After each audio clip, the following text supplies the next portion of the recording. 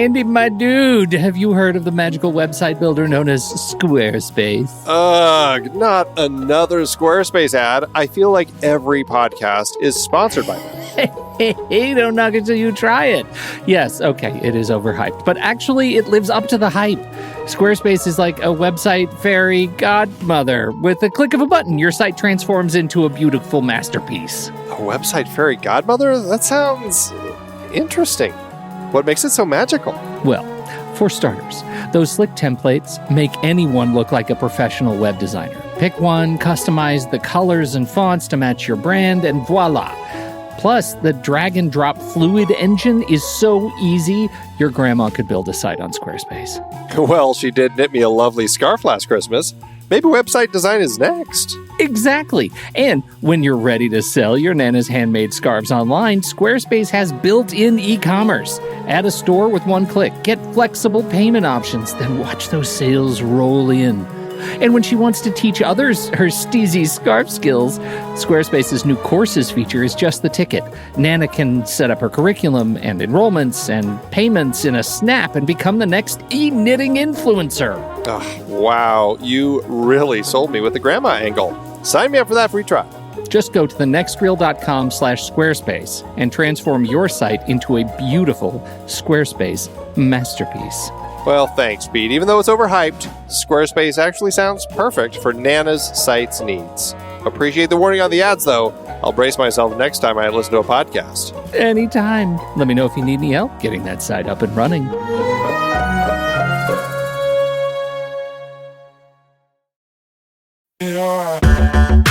Andy, can you believe we've almost hit 700 episodes of The Next Reel? I know, it's crazy. And with all the other episodes in our family of podcasts, we are well over 1,200 episodes of movie conversation. It's really pretty amazing that we've gotten to have these in-depth movie chats every week for over a decade now. And we couldn't have done it without our loyal community of film fans. Their support over the years has meant so much. For sure.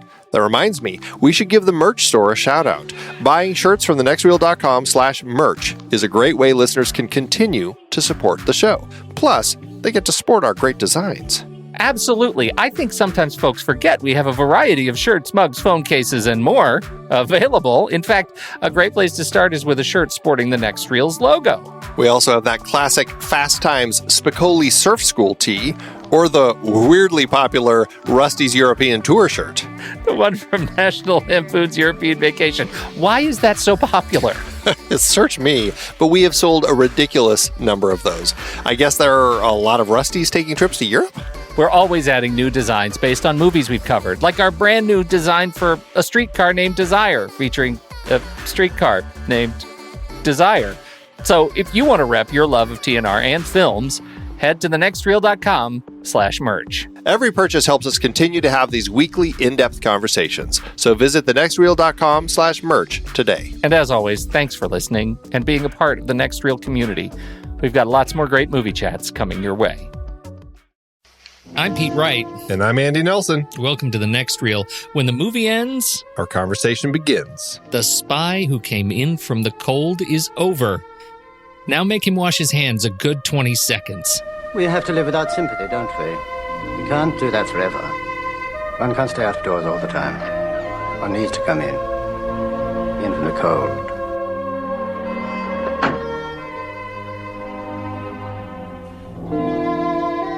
I'm an operator control.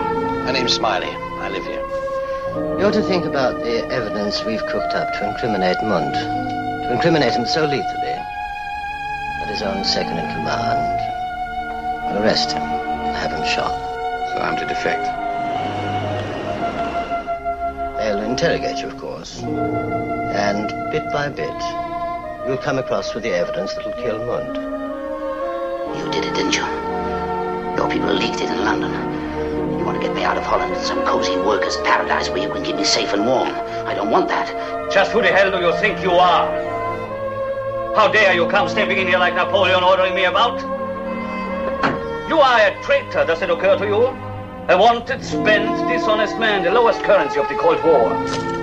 Andy, we're starting a new series tonight. I'm very excited about it.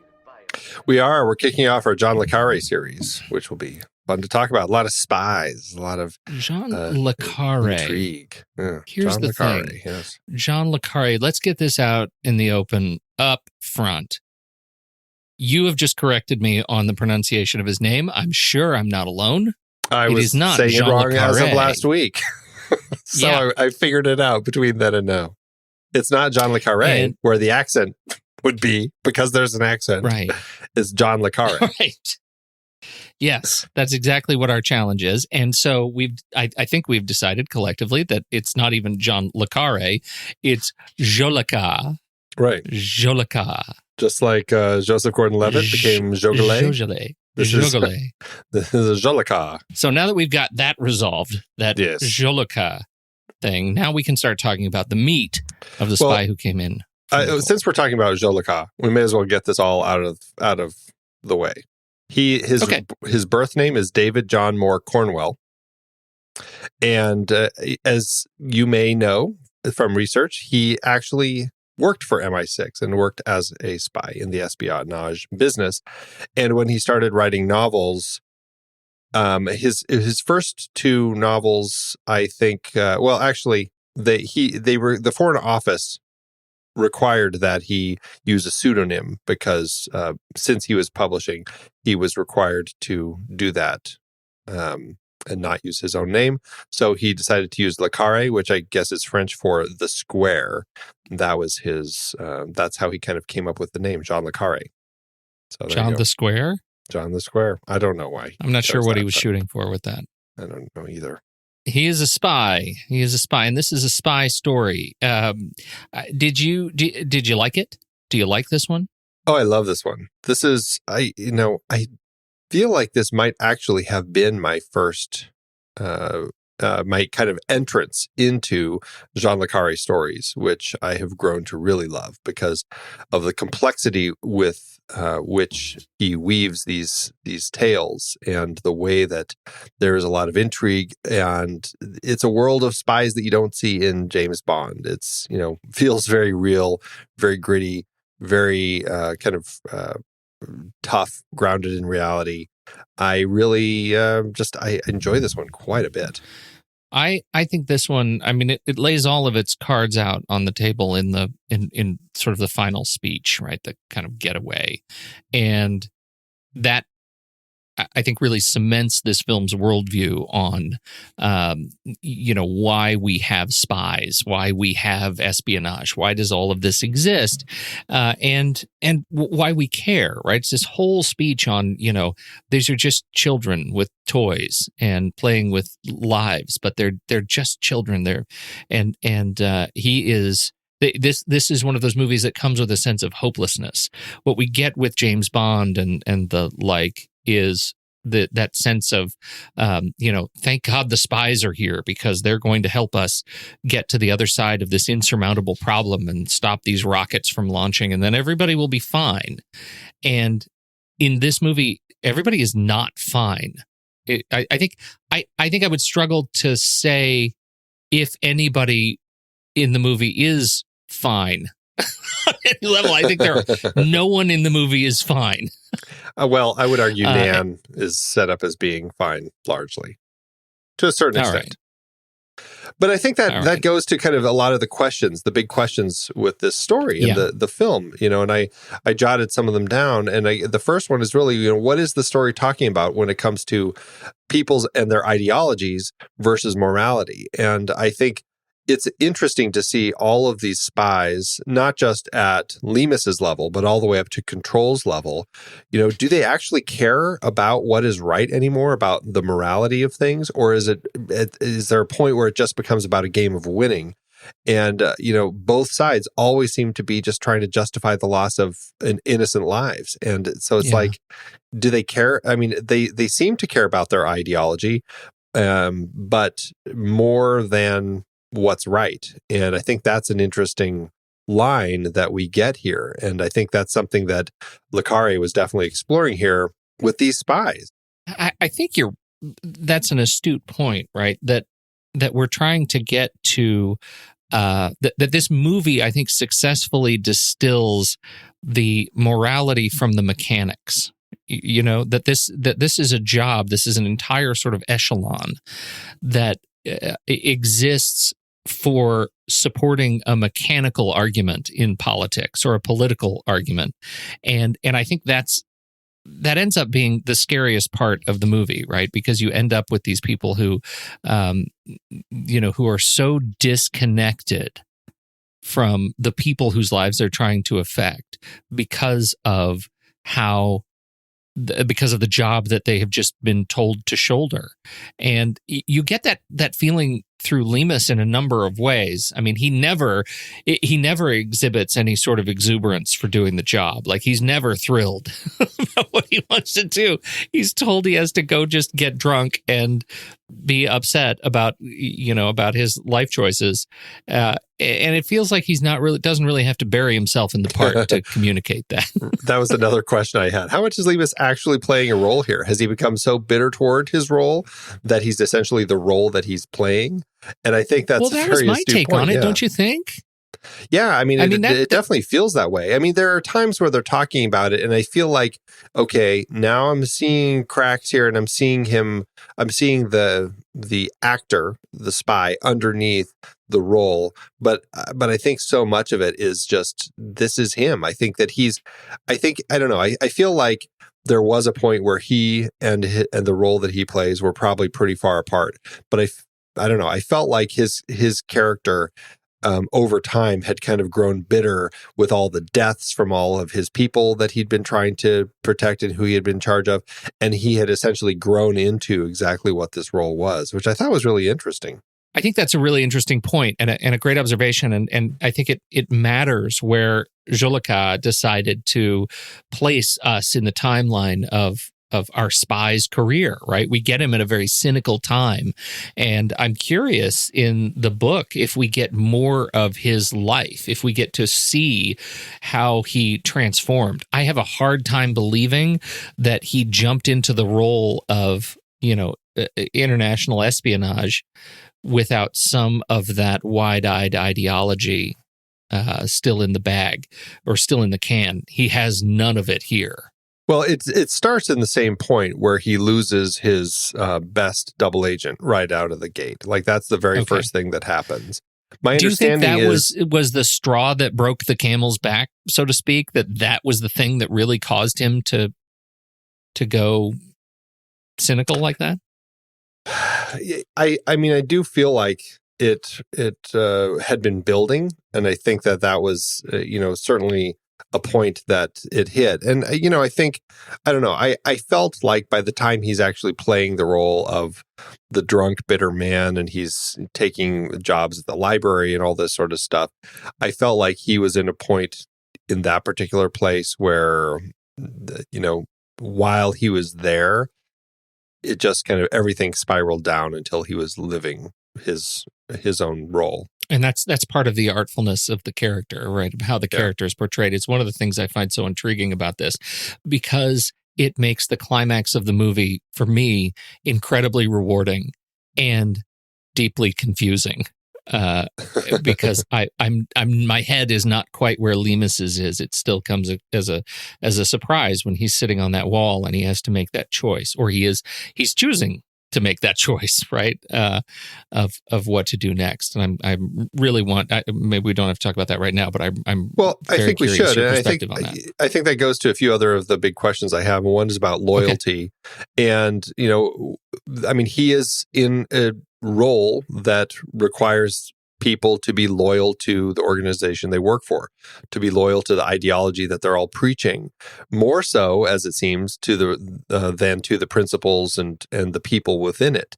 In fact, I think you could argue that Control, and even on the other side, Munt and Fiedler, they're more loyal to their organization and the ideologies than they are to the people around them. I think Control is fine if somebody has to die, in order to support the organization. And but I think that the spies really have to be loyal to their organizations. And this is a story all about loyalty versus betrayal. All these, this person's a spy, a double agent, and this person's a triple agent, and all this sort of stuff. And I found it to be really interesting, kind of the whole idea of loyalty. And that's what I think was really interesting about Nan, And I think this goes to another point I had about this whole idea of being alienated and finding connections. And this whole world, I mean, it's in the title, The Spy Who Came In From the Cold. This cold is like being a spy out into this kind of this cold world where everything's impersonal, you're disconnected. It's the life of a spy. You have to live that in order to really get by, because you're constantly having to fake everything. You have to, be, you have to, close yourself off if somebody you care about is caught or is killed. And I think that is really interesting, especially as then we meet Nan, who really becomes the warmth. And it's interesting because I was thinking about the title for a while. I'm like, he never really comes in from the cold. He's always out there. But then I'm like, you know what? But he connects with Nan. And at the end of the film, this is a guy who chooses warmth, who chooses people over the organization finally. And he comes in from the cold. He leaves that to go to this personal connection that he's created and chooses to stay with Nan, this woman, rather than the organization. And so he is the spy who came in from the cold, and so they kill him. I thought that was really kind of really interesting. And I don't think I'd ever really thought about that very much, but I don't know, just really kind of piecing the title together this time, it really hit me. I guess the challenge I have with it is that he has enough time to sit on the wall and look down at her dead and still chooses to climb down the ladder on her side. I guess that is the reflection is that, he so deeply wants to be out of the spy factory, the spy business, that it's worth it for him to choose death in the face of climbing down on the other side and living, but having to live in the mechanics. Yeah, I think that's exactly it. Because he knows he'll just be a cog in it. He knows that they don't care about him. They don't care about anyone. They've just proved it by killing her. And I think that it puts him into a position where he would rather, at this point, prefer to be loyal to her, the warmth, the humanity. And I think it's his way of saying, I choose humanity over all of this, even though he knows it's his death. And because he knows she's dead, he knows he'll die by doing so. Like he's choosing to die right there, because he's making a statement saying, I choose life, life, not he's going to live, but life, humanity, all that it means, rather than this insane mechanism that is getting us nowhere. And so for me, I mean, it's when he makes that choice, I guess I just didn't have any question about it. It became a very obvious choice for him to make. And I was really, I don't know, I guess it's as depressing as it is, it's an exciting choice to be made in a film like this. Well, I agree with you, and I'm certainly not saying I disagree with it. Whenever I see a sequence where our protagonist commits that sort of death by cop, death by guard, death by whatever, I find that jarring enough that it takes me a while to parse it, like to figure out why is that she was already dead. That is there really no way for you to get out of this mechanics? It makes me go into that loop, and I need sort of a pattern interrupt to get to the other side of it, because it is an incredibly powerful climax of the film, and one that I was surprised. Again, I've seen the movie before, and I've really enjoyed the movie, and it still surprises me. I still think, as they have that close up on his face at the very end, I think maybe this time he's just going to roll on over. It'll be done. Incredibly powerful, and an incredibly powerful performance. Truly is. I mean, Richard Burton is, he really embodies this tragic figure so well throughout, for whether it's the drunk, bitter version, or the more caring version when he's connecting with Nan, or the spy as he's trying to puzzle pieces together. I really think he captured the essence of the role just magnificently. Where was this in his career? He was so young, such a young buck, 1965? Yeah. Yeah, this was the same year that he did Who's Afraid of Virginia Woolf. Oh, that's right. He was so handsome. Big time for him, yeah. Yeah, this was a good time for him. Well, such a beautiful portrayal, and, opposite Nan, who is delightful, played by Claire Bloom. Really should have copied the names in. Played by Claire Bloom, is delightful. Sure, her character in the book is named Liz.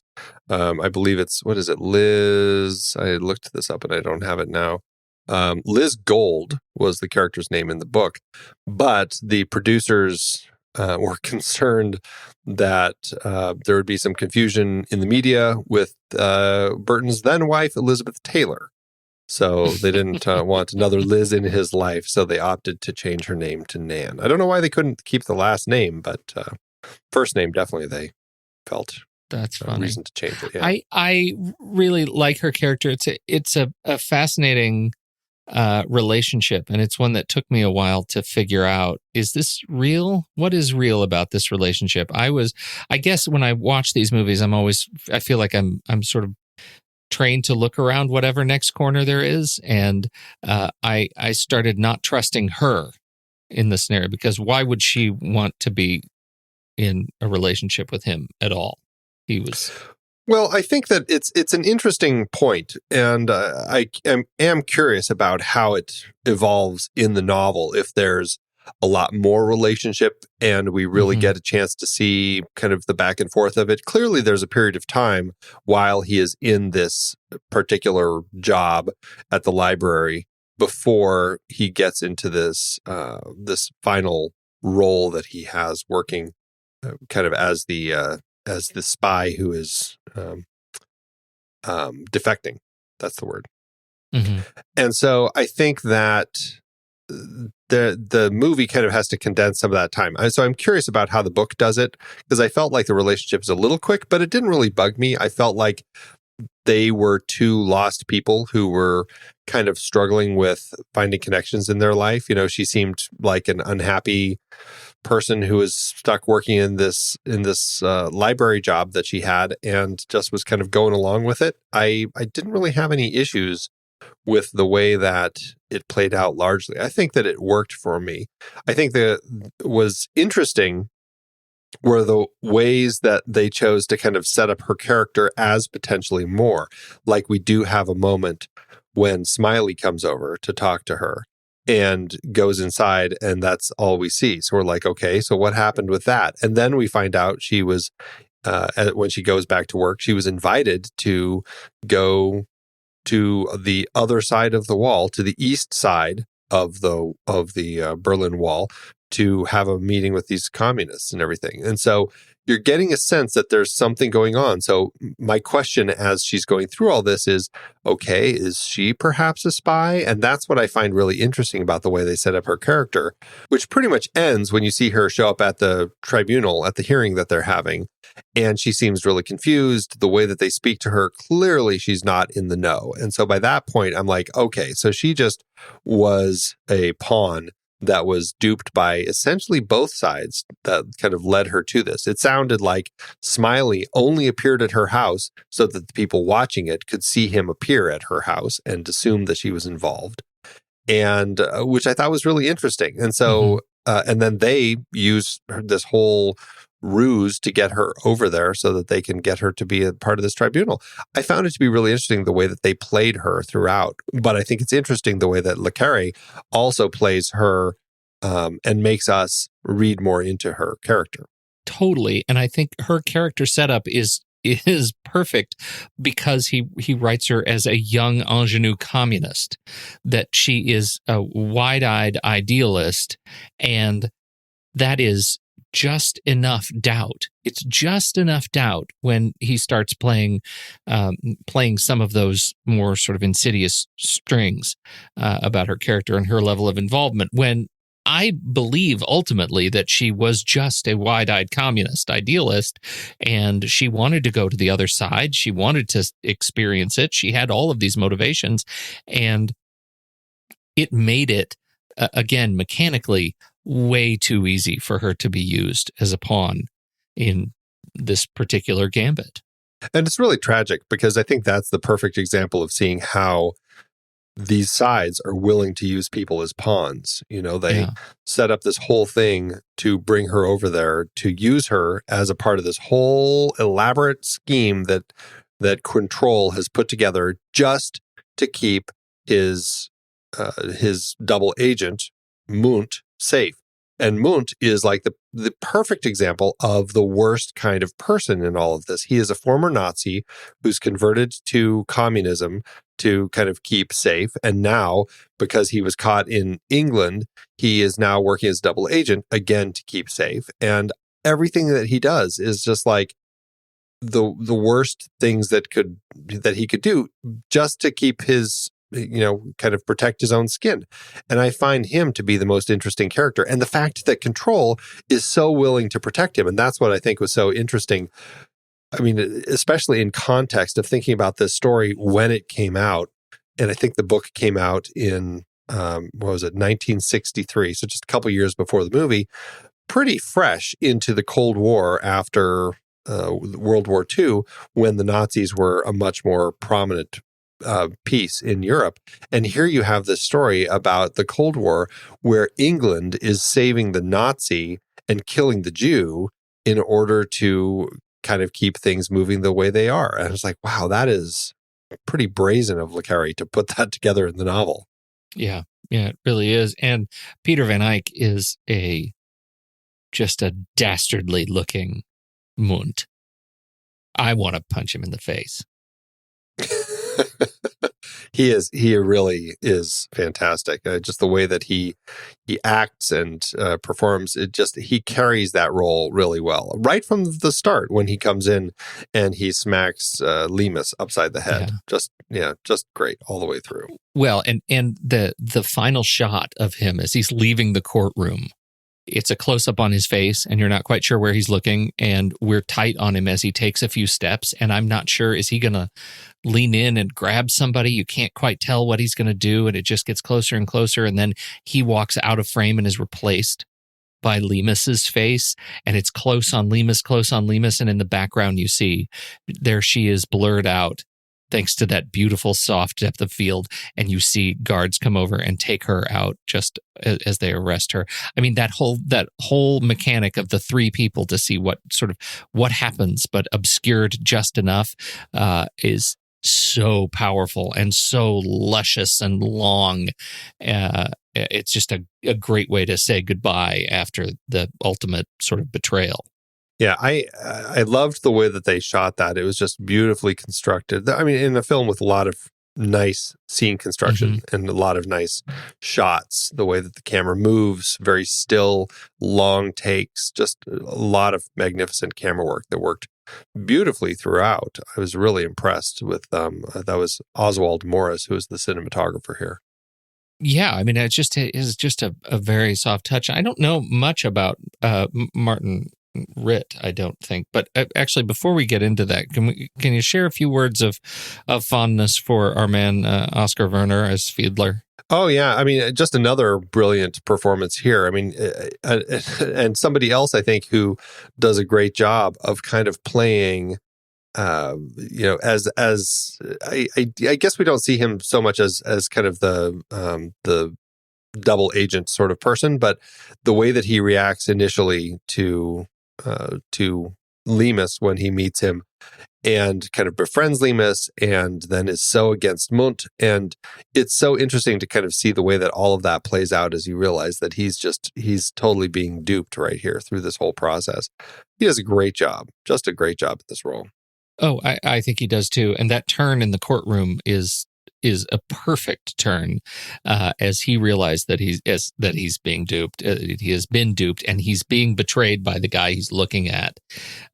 After such really sort of generous handling over the course of this sort of indeterminate amount of time in this country house, going for walks and telling stories, and you've actually feel like his ideology is sort of it's sort of making inroads, and they're finding something of a relationship. I thought it was very powerful, and Oscar Werner was just great. I haven't seen him in much, but I know he was in Jules et Jim, Francois Truffaut film, I think just a few years before this.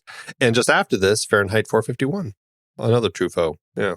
I had to look in the credits because I forgot who he was. I kept thinking he was a young Obi-Wan Kenobi. Oh, there's a little Alec Guinness in him. A little bit of Alec Guinness in him, yeah. Okay, so Martin Ritt. Have you seen HUD? HUD, was that Paul Norma Newman? Ray? Norma Ray. Totally seen Norma Ray. HUD is Paul Newman. Yep. HUD's a fantastic one. That's the one where they have to kill all the cows at the end. Yeah. Right. Murphy's Romance, Stanley and Iris, Nuts with Barbara Streisand. No. He's a pretty lengthy career. He was somebody who was caught up in the whole blacklist. I don't think he was actually named, but he was mentioned in a newsletter. And he was kind of on the communist side of things. He kind of had that political ideology. And I think that probably partly also led to his interest in this particular story. He did finally get blacklisted from the TV industry when it was a grocer charged him with donating money to communist China in 1951. And so he ended up teaching at the Actors Studio for quite a while. And then he was able to kind of get himself back out of that whole mess. But, it's a frustrating thing for anyone to have to deal with. It is. He was originally a theater guy and was one of the part of the WPA era sort of federal theater project under Roosevelt. And so he was in there with Arthur Miller and crew. And they were a very happy federal theater project. And he says, I'm only going to be happy in the theater. And, then he found the camera. He did a number of projects with Paul Newman, along with Joanne Woodward as well. So they worked quite a bit, I think, on The Long Hot Summer, Sound of the Fury. I think he did Paris Blues with them. HUD, of course. Mm-hmm. That may be all. And Ombre. So he did quite a few with those guys. And as far as this film goes, I don't think he worked with Richard Burton again. Richard Burton, he had a hard time working with Richard Burton because Richard Burton is, he's a big personality and he drank a lot and it was rather irritable with a lot of stuff and got on his case quite a bit. And so Ritt actually called le Carré in and asked him if he would just kind of hang out on set and kind of be a person to be kind of Burton's sounding board and his drinking buddy, essentially. Mm-hmm. And that helped him get through the project, which I think is kind of funny. So we've got some good history, and I love that I've seen some Martin Ritt movies. What is your sense of what he of any sort of consistency, like tonal consistency that he brings across these movies? Should we be working up an auteur name for him? How about Ritter? Rittich? Rittish. Rittist. It's the Rittist. It's the Rittist. I would have to see more of his films, but I would say the ones that I have seen definitely feel like there's a little bit of politics in there. I think he likes those stories. Norma Ray for sure. This film for sure. HUD, I recall there being some, but gosh, I can't remember that well. I just I think that's more about father and son and kind of the dealing with their ranch and stuff. I don't think there was as much in the world of politics, but it's a great movie to check out. I don't know. I'm going to have to check out more of his films, and then I guess we can decide if he really is the Rittist. Outstanding. I love that we have another project. That's right. Paul Dane is one of the writers who adapted this book. We talked about him a little bit when we were talking about our Planet of the Apes series, because he was involved in a number of I guess all of the sequels, not in the original, but in Beneath, Escape, Conquest, and Battle for the Planet of the Apes. You can see a lot of apes in Spy. A lot of apes. Yeah, I don't know. There's no real clear through line from one to the other, but certainly. It's funny. Yeah, he co-wrote it with Guy Trosper. And I don't believe we've ever talked about Guy Trosper before. I think that is a new name for us. Yeah, I don't think his credit list is quite as lengthy. So Guy Trosper, this was actually his last screenplay before he died in 1963. So he must have been working on it. I don't know. He must have been working on it with Paul Dane, and then he died, and then Paul Dane finished it. Yeah. And because he did posthumously receive an Edgar Award from the Mystery Writers of America for this script. We should say that, Trosper, he is the pen behind movies that we've seen, Birdman of Alcatraz and Pride of St. Louis, and let's see, what else? Jailhouse Rock. There are a number of films in here that are familiar to me, but we just haven't talked about him. Yeah, right. All right. We should just mention, I mentioned Oswald Morris, the cinematographer, briefly. Yep. We should just mention that this film, there wasn't really a huge need to necessarily shoot it in black and white, but Martin Ritt, when he approached the project, felt that would be right for the telling of the story because he really liked the noir qualities that the story had, kind of that tragic darkness that kind of this film exudes. And Oswald really kind of felt like that was what drew him to it. He didn't think that he would have done it if it hadn't been shot in black and white, which I thought was pretty interesting. I think that's really interesting. And in fact, that struck me as I was watching that beautiful opening sequence. And that 2.5 minute opening shot. Yeah, it is just wonderful. And it gives us this fantastic sort of tour of the border facility. And my first thought was, see, Le Samurai should have watched this movie. You are just set on that. It gave me exactly the feeling I wanted, right? It gave me exactly the sense I wanted. They had a choice, and I think they chose rightly. Wow, you're like the guy at the end of Indiana Jones and the Last Crusade. I'm exactly like that guy, Andy. I use that Le Samurai, all the time. You have chosen poorly. Poorly. Oh, yeah, it's all good. Yeah. Right. Can we talk just briefly about the music? Yes, we should. And how amazing it is. It's a great score. Sol Kaplan did the music. It just feels very bluesy, very just kind of down and out. It fits so perfectly with everything going on here. It is so good. And it is, it reminds me like this is one of those scores that it feels to me like so many other composers have riffed, specifically for spy like tones, right? It just has the wonderful lead horn. It reminds me so much of Jerry Goldsmith, right? I mean, of course, I'm thinking of the Russia House, which is one of my very favorite scores of all time, and this was, I mean, I could listen to them interchangeably and not see where the borders are. I think it's just a beautiful thing, but it also works so perfectly with the visuals. And again, that bluesy tone and that swing to it, it is a curious score. It is a score that's always asking questions. It's making you like think what could happen next. Like this guy is always threatened. And I was just deeply moved by it. It's one I'm very excited to just play the movie just for the sound. Yeah, right. Yeah.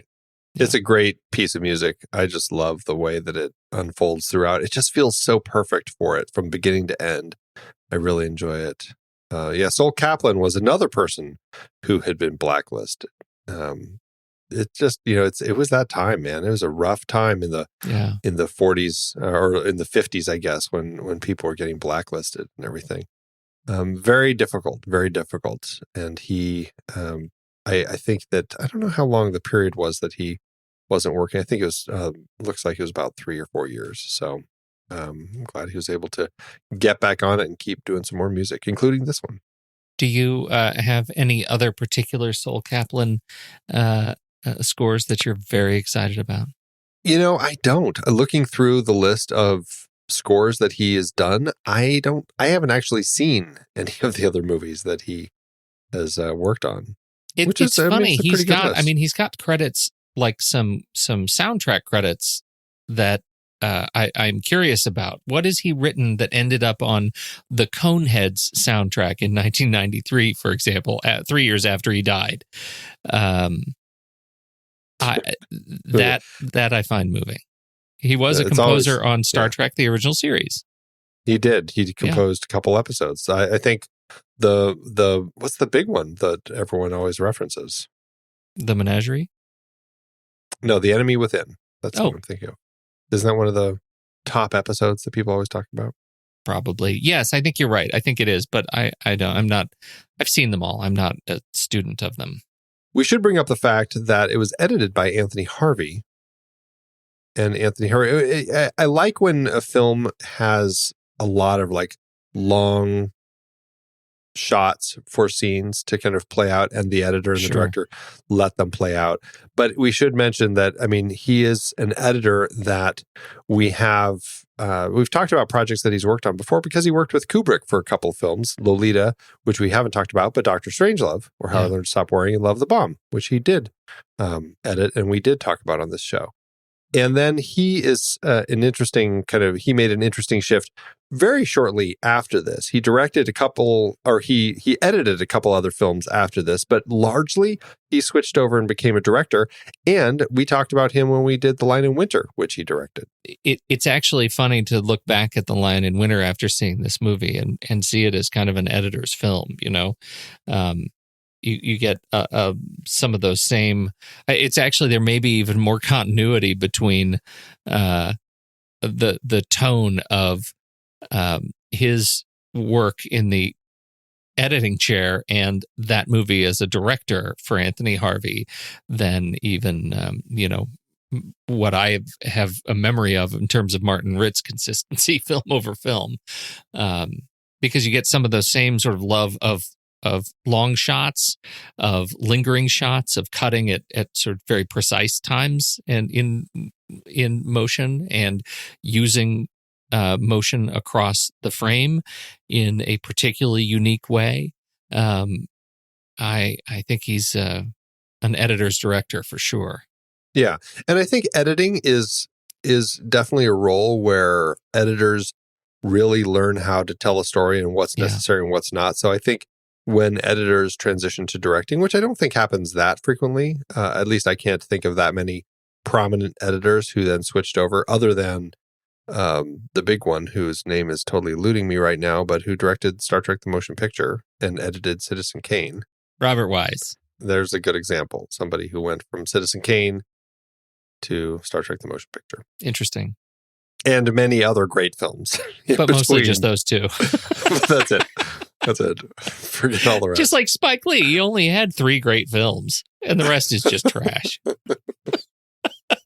Just jumping back real quick to the writers and just the nature of a script like this. And this is something I think will be interesting to explore as we continue these films in this particular series, is how complicated John le Carré's stories are, because there's a lot going on here, and you really have to track who's who, who's related to each person, et cetera, mm-hmm. and kind of the nature of their relationships, because it changes pretty frequently.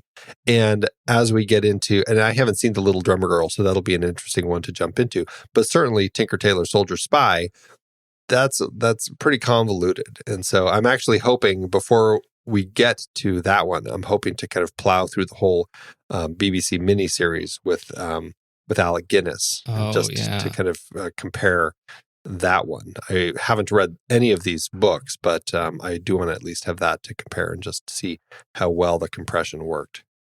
But I think the screenwriters in this particular case did a good job in kind of condensing the story. It all makes sense, but you do want to kind of pay attention and track it. It's not as complicated as Tinker Tailor, as I recall, but still, there's a lot going on here. This central character, and part of the book is that, or at least the book falls in a series that is around George Smiley, and that's a pretty central fictional character from John le Carré.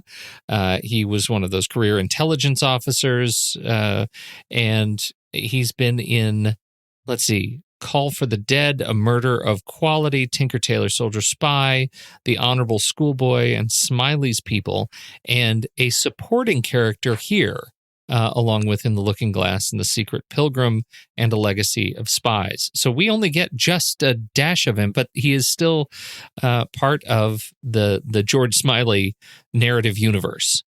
Do you have any greater understanding of Smiley and where he falls into le Carré's work? I don't think I do, but I actually had forgotten that he's actually a character in this film. Yeah. And when he popped up, I'm like, oh, there's Smiley. How funny to see him popping up here, because he is such a prominent character in so many of le Carré's other works. And so it was nice to see him, albeit a very small role, but still it was nice to see him kind of pop up. And it's interesting, le Carré actually made this character, he said, as an intentional foil to James Bond, a character who he believed depicted an inaccurate and damaging version of espionage life. He made him short, overweight, balding, bespectacled, polite, self-effacing, and frequently allowed others to mistreat him. And all of it masks all of the stuff that he has going on underneath: his inner cunning, his excellent memory, his mastery of tradecraft, and his occasional ruthlessness.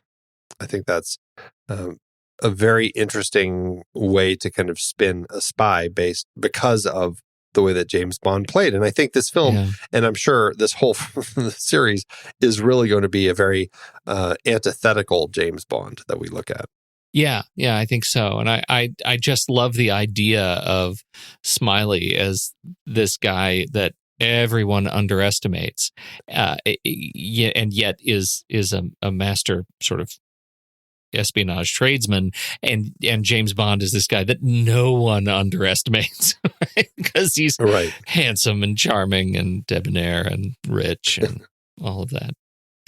So it'll be interesting, and I regret a little bit that we're not doing a third Smiley something, because I want to explore this character. So I might see if I can actually get through the book Tinker Tailor before we get through it. I'll find the audiobook and listen to it on 9x. Well, speed. he has appeared here in this film. Mm-hmm. The film adaptation of The Deadly Affair has been made, called that film was an adaptation of Call for the Dead. James Mason plays Smiley there.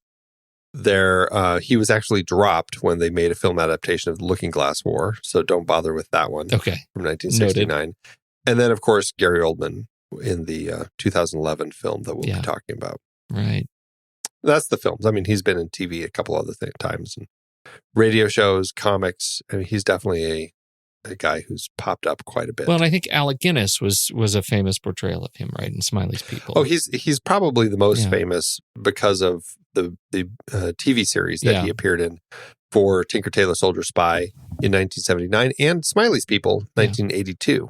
Those were both part of the Carla trilogy, which is a set of stories where he is the protagonist. They did not do the third one, which is the middle one, the Honorable Schoolboy, because I guess a lot of it takes place in Indochina. And because of the cost of going to film that, they opted to not do that second book. Jean le Carré just set it in London, man. Set it in London, and you're fine. Think about those things. How to do it awards season? Pretty well for itself. It had 10 wins with 5 other nominations. At the Academy Awards, Richard Burton was nominated for Best Actor, but lost to Lee Marvin in Cat Ballou, and also Best Art Direction and Set Decoration Black and White, but lost to the film Ship of Fools. At the Golden Globes, Oscar Werner won for Best Supporting Actor. At the BAFTAs, it won for Best British Art Direction, Black and White, Best British Cinematography, Black and White, and Best British Film. And also Richard Burton. He won for this, and it was one of those co-awards. He won for this and Who's Afraid of Virginia Woolf. It was nominated for Best Film from Any Source, but lost to Who's Afraid of Virginia Woolf. And Oscar Werner was nominated for Best Foreign Actor, but lost to Rod Steiger in The Pawnbroker. At the British Society of Cinematographers, won for Best Cinematography. Richard Burton won the Best Foreign Actor at the David D. Donatello's. It won Best Motion Picture at the Edgar Allan Poe Awards. Richard Burton won Dramatic Performance by a Male at the Laurel Awards. The National Board of Review put on the top 10 list, and the WGA was nominated for Best Written American Drama, but it lost to The Pawnbroker. Have you seen The Pawnbroker? I have. It's a good movie. I have not seen it. Check it out. I really liked it. All right. And Rod Steiger is fantastic in it. So I have a hard time arguing that Oscar Werner lost to him for Best Foreign Actor at the BAFTAs. How about at the box office? Did it do okay? You know, here is another one with no budget information to speak of, unfortunately. Martin Ritt's spy thriller did open December 16th, 1965, opposite Battle of the Bulge. The movie did well for itself, earning $7.6 million at the domestic box office, or $61.8 million in today's dollars. I couldn't find anything on how it did internationally. Again, sometimes these old films just do not have stuff available. It's frustrating. Well, even so, I think it was a great experience watching this one again. I'm curious how it's going to hash out. My feeling about it, it's good. I'm struggling with that 5-star mark. I'm looking forward to a good ranking where you can set me straight. I notoriously fail at that, so I guess we'll see how we do. All right. Head over to flickchart.com/thenextreel. You'll see the list of movies that we've talked about on this show. If you swipe over in your show notes, you tap the word flickchart, it will actually show you this exact movie where you can add it to your catalog and see how it stands up to ours. First up, The Spy Who Came In From the Cold, or Mad Max. It's absolutely The Spy Who Came In From the Cold for me. Spy Who Came In From the Cold. The Spy Who Came In From the Cold, or Raise the Red Lantern. Raise the Red Lantern. It's been quite a block lately, but it is The Spy Who Came In From the Cold for me. Seriously? Oh, 100%. Okay, well, in case I didn't sell it enough in this conversation, I really love this film. This is an easy 5-star film for me. Okay. It's like one of my top spy films. I just think it's so classy, clean, tragic. Andy, I'm going to give it to you. Look what you just did. You just swayed me with that impassioned plea. Wow. And your eyes got really big for a minute there. I mean, you just really thought I was talking to George Smiley right now. All right. Well, then that takes it. The Spy Who Came In From the Cold, or Star Trek II, The Wrath of Khan. Star Trek II. This is a real tough one. But I'll say Star Trek II. Right. I would honestly want to go to my chart to see where those two are ranked, because I'm like, gosh, that's an interesting one. Like, which one would I rank higher? I probably would rank The Spy Who Came In From the Cold higher, but I don't know. It is Star Trek II. It's one of those, like, on any given day, I could flip-flop. Yeah. All right, The Spy Who Came In From the Cold, or The Shining. Oh, Spy Who Came In From the Cold for me. Really? I thought that would be harder for you. I really did. That was not hard for me. No. Certain other Kubricks, like Dr. Strangelove, definitely, but not this one. I'll go Spy on this one. Okay. The Spy Who Came In From the Cold, or The Fisher King. The Fisher King. Ooh. It's been a long time since that one's come up. Yeah. God, now I want to watch it again. The Spy Who Came In From the Cold, or Kramer versus Kramer. Spy Who Came In From the Cold. Boy, that's a good film. I'm going to say Spy Who Came In From the Cold. Spy Who Came In From the Cold, or National Lampoon's Vacation. How did we get to that matchup? Here I'll say Vacation. Even though Spy is probably the better film, but Vacation is just like a classic. It's burned into my brain. Are you serious right now? I know you're not, because you have more issues with Vacation, and I don't know how we did that when we did our show. All of a sudden, now you hate Vacation. That is not, I mean, come on. I just feel like I'm fine. Yeah, I'm fine flip-flopping on this one. If you really, Spy. Okay, I'll flip-flop to Spy just for you, because you flip-flopped for me earlier. The Spy Who Came In From the Cold, or The French Connection. French Connection. Oh man. Yeah.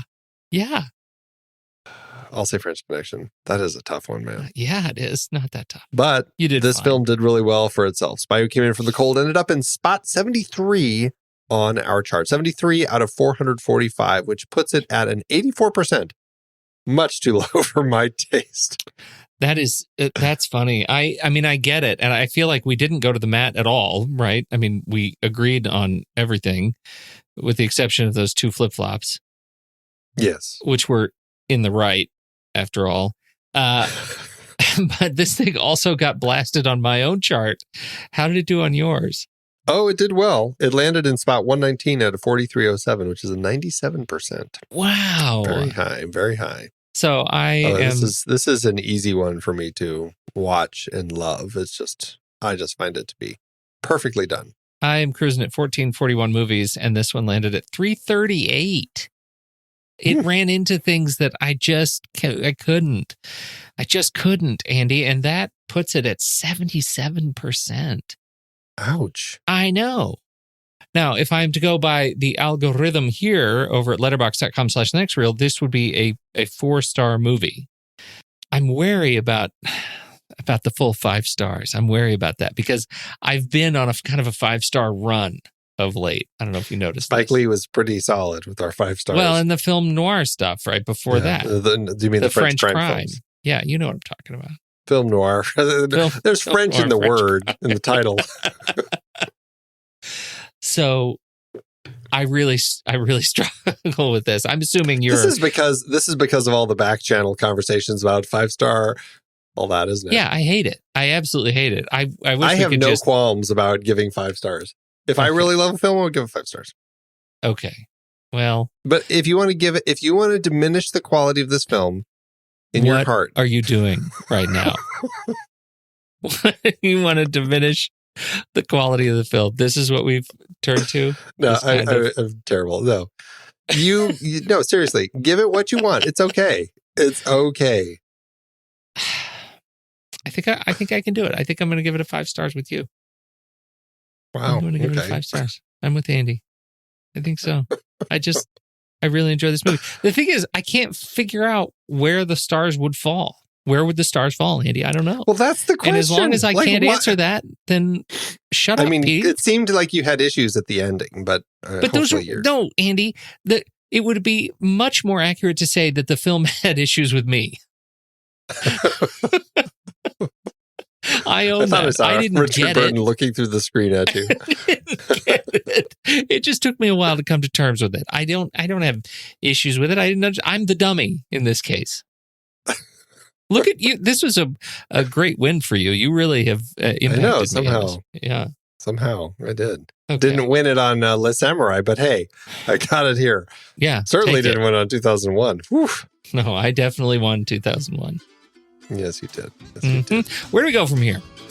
We are going to be jumping quite a bit in our series. We're going from 1965 to I believe it's 82, with George Roy Hill's film, The Little Drummer Girl, 1984, Little Drummer Girl, with Diane Keaton. This is an adaptation I have never seen. I'm very curious about it to kind of get a sense of this story, which they are adapting now to make a new version of it for, I think, a TV miniseries. So I'm really curious about jumping into that one. Oh, and you know what? I didn't mention with this one, because his stories are so interesting and the sorts that are worth adapting. 2 of his sons, Simon and Stephen, made a production company called the Eyck Factory back in 2010 to actually produce adaptations of their father's work. They produced Most Wanted Man, which was a few years ago with Philip Seymour Hoffman. They produced Our Kind of Traitor and The Night Manager, and currently working on The Little Drummer Girl. Forgot to mention all that. But they are actually looking at doing a new adaptation. Well, this is a few years ago. 2017, they started developing a limited series based on this book. So it will be curious to see if we end up with another version of The Spy Who Came In From the Cold at some point. Well, I can handle that. Yeah, I guess I could. I love this one so much. But knowing how much content is in his books, it would be interesting to see what they do with the miniseries. I'd be all over that, I think. That's my kind of thing. Yeah. I think I'm just kind of a long format guy. Either way, I'm happy. Me too. When the movie ends, our conversation begins.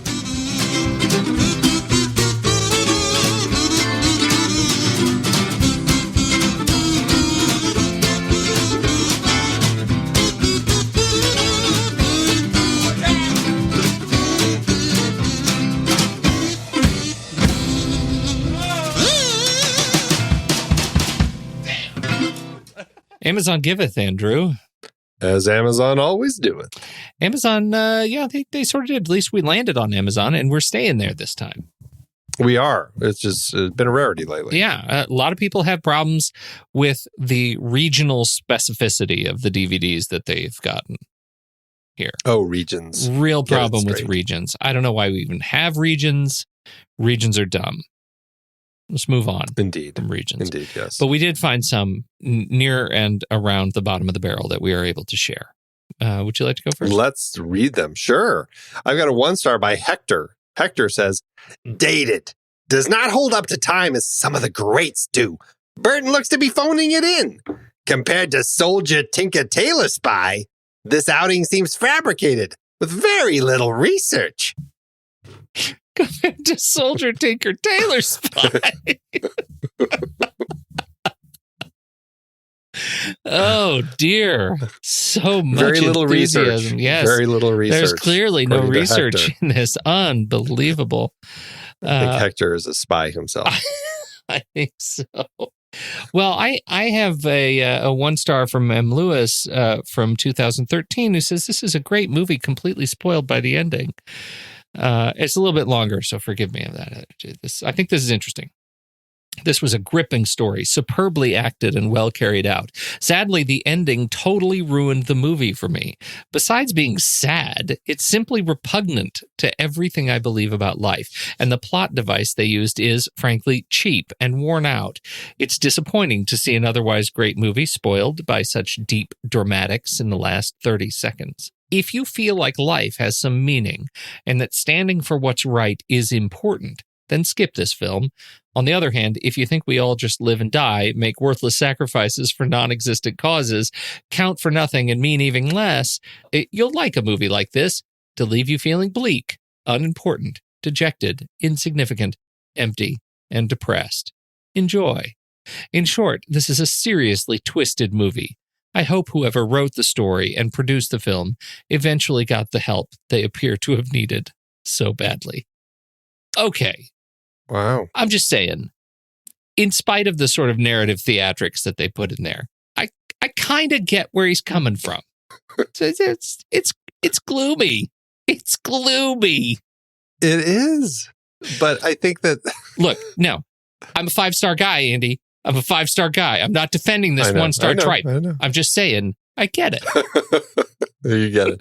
Okay. I'll leave it there. Thanks, Amazon. It's hard to believe we have been having in-depth weekly conversations about movies since 2011. Oh, you're telling me. Producing this show week after week is so much fun, but it does require a ton of work behind the scenes. If you'd like to help support our efforts, one easy way is by using our originals page when shopping for books and movies that we've covered.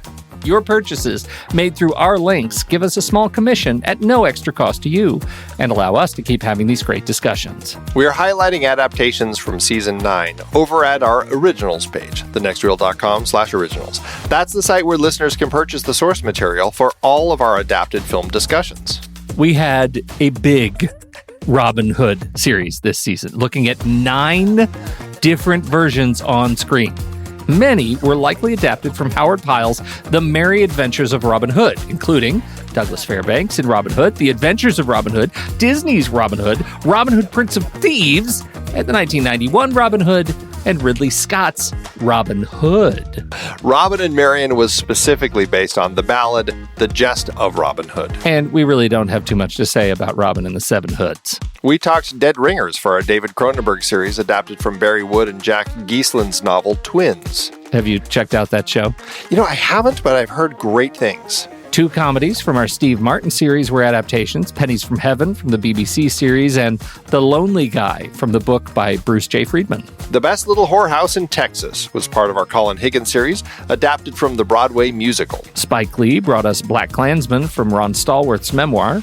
And we looked at a trio of John le Carré adaptations, The Spy Who Came In From the Cold, The Little Drummer Girl, and Tinker Tailor Soldier Spy. Plus, all 3 movies in our Agnieszka Holland series were based on books, Europa, In Darkness, and Spore. La Cage aux Folles and its remake The Birdcage both came from Jean Poiret's original play. We also talked about Arsenic and Old Lace and Charade in our Cary Grant series. All of these were based on other material, and it is all available on our originals page, thenextreel.com/originals. Every book purchased supports the podcast. Get the full list of adaptations we've covered and start your next read today at thenextreel.com/originals.